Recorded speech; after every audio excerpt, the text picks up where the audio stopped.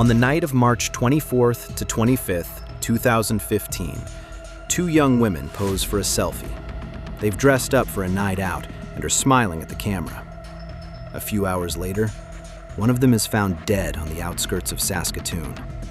At first, there are only conflicting statements. It wasn't until investigators took a closer look at the selfie that they discovered a detail that ultimately changed everything.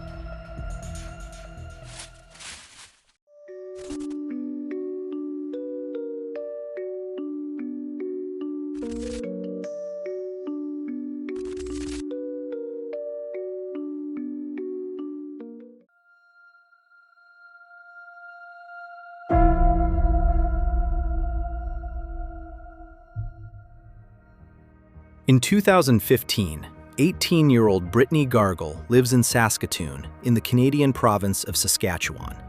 She lives with her father, her stepmother, and 3 stepsisters under one roof. The family spends a lot of time together, going hiking, camping, or on boat trips. Brittney's friends describe her as cheerful, adventurous, and family-oriented. She hangs out with her friends, enjoys shopping, is active on social media, and is interested in fashion. After graduating from high school, she begins working at the German-Canadian Cultural Center in Saskatoon and takes on a part-time job at a pizzeria. Her coworkers and supervisors describe her as hardworking and dedicated. Brittney wants to start studying business administration to improve her career prospects. She is reliable and enjoys taking on responsibility. No one suspects that she will die just a few months later.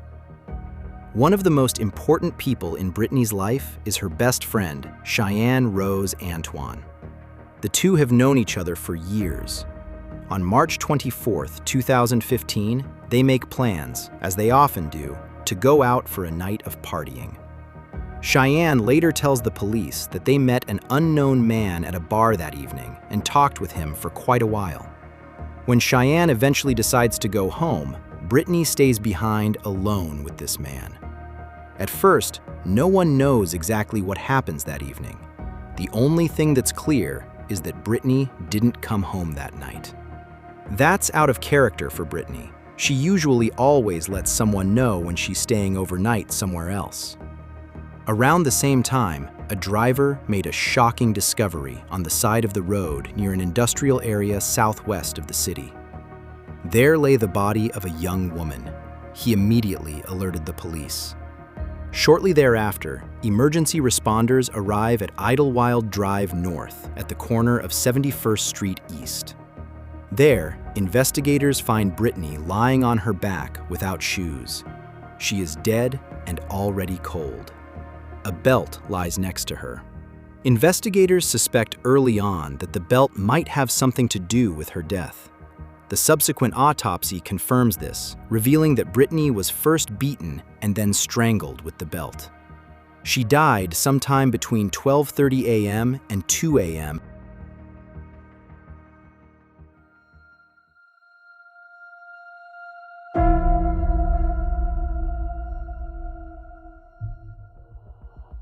While the police cordon off the scene and secure initial evidence, Brittney's family and friends report her missing. They tell investigators that she spent the evening with her best friend, Cheyenne. A selfie was posted on Brittney's Facebook profile shortly after midnight. Cheyenne also seems worried about her friend. On March 25th, the day after her disappearance, she comments on Brittney's profile, saying she hopes her friend made it home safely and that she should get in touch. In conversations with the police, she describes the evening as pleasant. She states that the two had been drinking, went from bar to bar, and met the unknown man there with whom Brittney eventually stayed. For the investigators, this man is the first lead. They want to find out who he is and are therefore reviewing the surveillance footage from the bars Cheyenne mentioned to them. But in the footage, they see neither the girls nor the man described. When they analyze Cheyenne's cell phone data, they notice that she had been in a completely different neighborhood the previous night than she had claimed. To explain this, Cheyenne comes up with another story.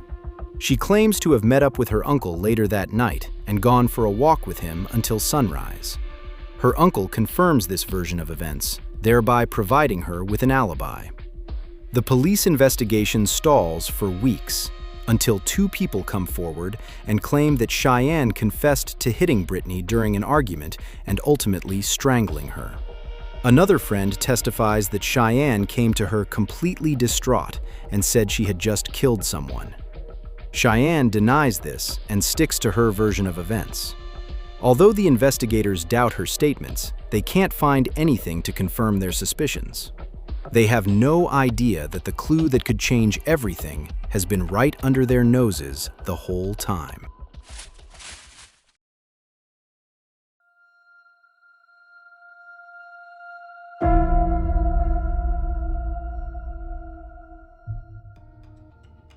The police begin to thoroughly comb through the social media profiles of the two young women.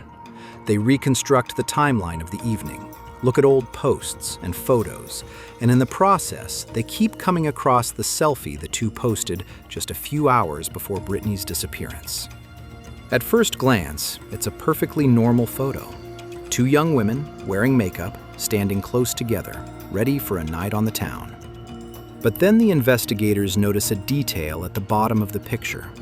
Cheyenne is wearing a belt whose shape and pattern match exactly the belt that was found next to Brittany's body and is believed to be the murder weapon. When Cheyenne is asked about the belt, she immediately admits that it's hers. However, she continues to claim she had nothing to do with the crime and cannot explain how her belt ended up at the crime scene. Combined with her contradictory statements, the lack of surveillance footage, and evidence suggesting she confessed to killing someone that night, the suspicion against her grows. Under this pressure, the structure of her alibi begins to crumble. Her uncle, who initially confirmed that he had been out walking with her, retracts his statement and admits that he lied for his niece. He testifies that Cheyenne asked him to lie for her and that he didn't want to let her down. For the police, this is a clear sign that Cheyenne is trying to divert the investigation away from herself. With the belt as key evidence and the new statements to back them up, the authorities file charges 2 years after the crime. But the outcome of the trial comes as a surprise to everyone.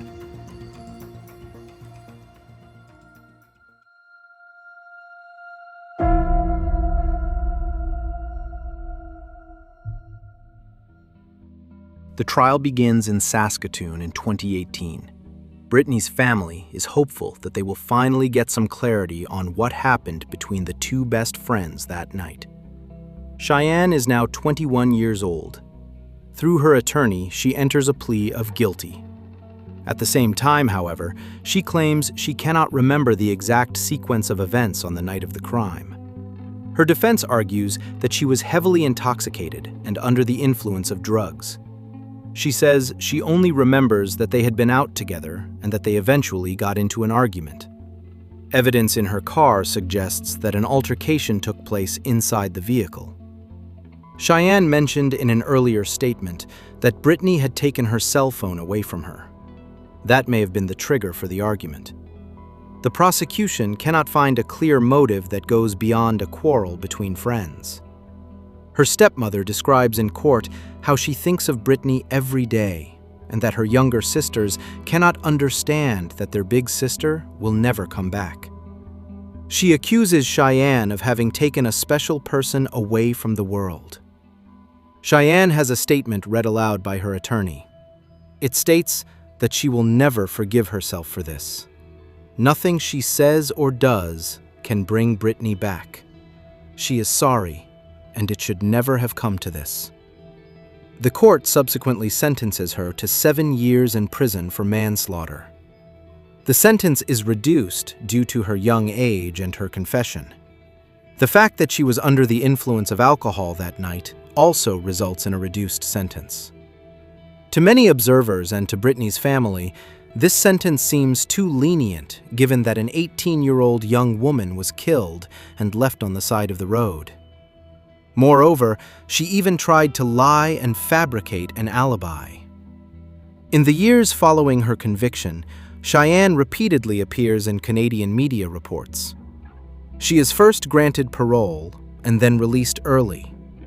In 2024, however, the Canadian Parole Board revokes her conditional release after she is charged in connection with a stolen vehicle and a dangerous car chase. According to the Parole Board's records, she continues to use substances and violates the terms of her parole. They still view Cheyenne as a danger to the public, which is why she must return to prison. For Brittany's family, Cheyenne's early release was a slap in the face. They have to watch as the woman who killed their daughter is given chance after chance to move on with her life, while their own child will never grow up, never have a family of her own, and never be able to fulfill her dreams. They will have to live forever with the painful certainty that only one person knows exactly what happened that night, and that they themselves will likely never know the truth. And that brings us to the end of today's video. In the end, it was a tiny detail in a photo that led to Cheyenne's conviction. Still, for many, the verdict in this case did not bring justice. What do you think of today's video? Feel free to let me know in the comments. Other than that, there's not much more to say. I hope you're having a good morning, afternoon, or evening, whichever time you're watching this, and I hope to see you again in the next video. Until then, bye everyone.